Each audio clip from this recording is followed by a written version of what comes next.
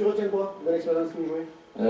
Ce que je retiens, c'est les 3 services cross-canaux qui ont été mis en place et puis justement ce que ça apporte au niveau de l'enseigne. De manière plus générale, en fait, par rapport aux discussions qu'on a et ce que je retiens, surtout, c'est le fait que là, on parle avec des distributeurs qui sont des multimarques, qui sont des enseignes multimarques. Et c'est vrai que, bon, au niveau de Cegid, on va plutôt équiper des marques distributeurs. Et ce qui est intéressant, c'est qu'on parle des marques enseignes. Et là, on parle beaucoup du prix parce qu'on n'a pas cette exclusivité du produit qu'on va retrouver sur une marketplace par la marque qui va peut-être aussi distribuer directement certains produits. Et on voit finalement que le nerf de la guerre, justement, au niveau du positionnement, se retrouve autour des discussions que l'on a aujourd'hui et que l'on n'a pas forcément sur d'autres marques enseignes où on va avoir cette capacité justement d'avoir un produit plus exclusif et on va pouvoir avoir des taux en fait de retour sur des services cross-canaux qui sont très importants parce que si je réserve un produit dans une marque, par exemple chez Lacoste, eh bien je sais que je ne vais pas forcément pouvoir le retrouver chez toutes les marques enseignes concurrentes. Est-ce que dans ces marques enseignes, bon, pour le coup Cegid, je pense que tout le monde connaît, mais vas-y en une phrase ou deux, puis après je te pose la question.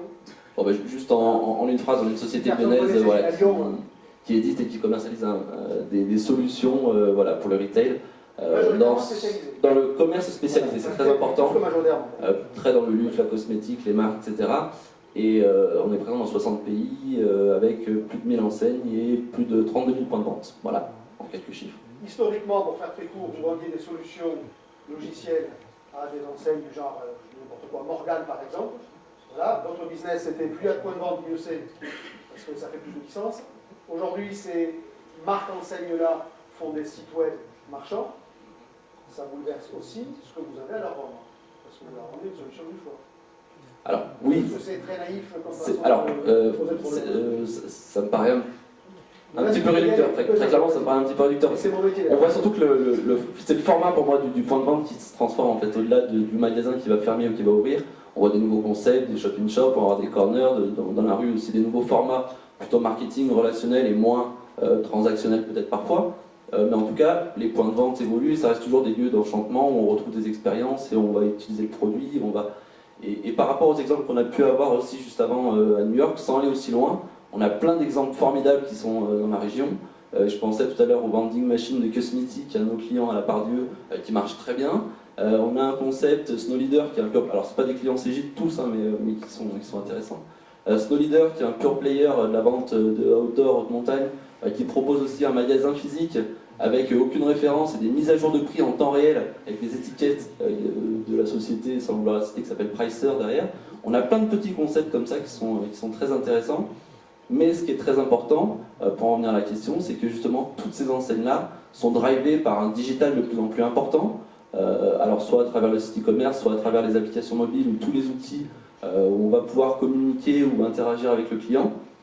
Et ce que l'on fait aujourd'hui, Cegid, mais comme tout un tas d'autres éditeurs, c'est d'apporter une solution de plus en plus transverse pour permettre à ces enseignes justement d'avoir un back-office unifié et leur permettre de gérer de manière centralisée des stocks, des commandes, des transactions et pouvoir mettre en œuvre tout un tas de scénarios à forte valeur ajoutée comme on a pu en citer.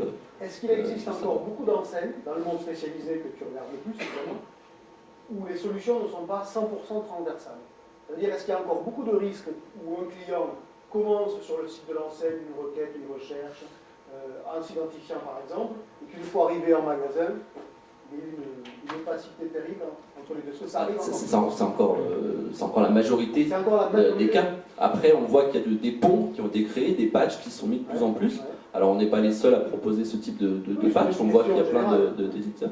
Mais en tout cas, on voit que, après, en ayant un peu étudié par rapport à nos clients, on voit qu'il y en a quand même beaucoup qui se sont attelés, notamment à la base client pour commencer, faire en sorte qu'un client qui existe en magasin, on puisse quand même le retrouver sur le site sans avoir à créer un nouveau compte et à créer en silo des données qui sont parallélisées, et puis après une expérience d'achat forcément qui est complètement cassée parce que j'obtiens un bon achat en magasin, je ne peux pas l'utiliser sur le site, j'ai le droit à 30%, etc.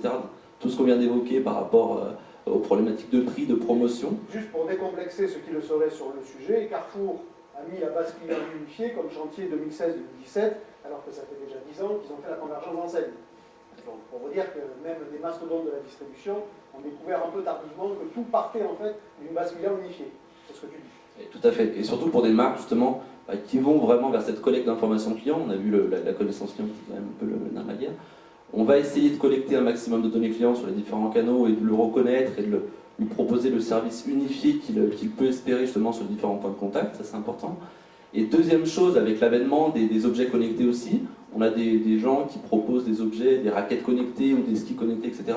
On va aller de plus en plus, pas seulement sur le point de vente, mais sur le lieu de pratique, à essayer de comprendre quel est l'usage du produit par ce client, pour faire en sorte que quand il revient en boutique ou quand il revient sur mon site, je puisse le reconnaître et lui proposer un produit qui va lui permettre justement d'améliorer ses performances parce qu'on voit qu'il a telle ou telle pratique du sport. Donc ça, c'est des choses aussi qui sont en train de monter en puissance et qui sont possibles grâce à ces nouvelles technologies et à ces nouveaux comportements. Je prends la question de mademoiselle l'avocate, peut-être madame d'ailleurs, peut-être que je m'emporte.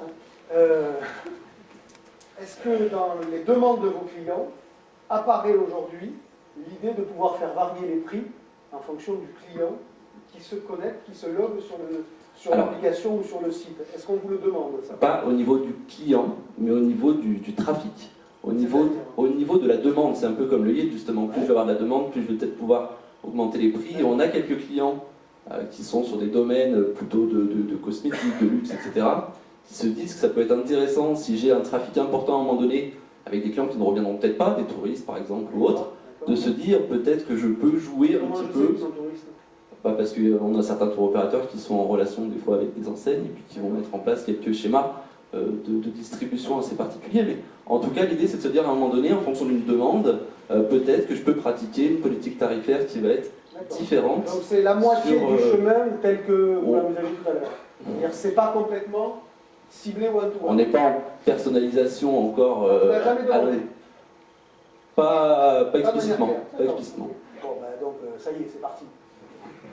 Si on ne demande pas explicitement, c'est qu'on tourne autour du pot quand même. Eric,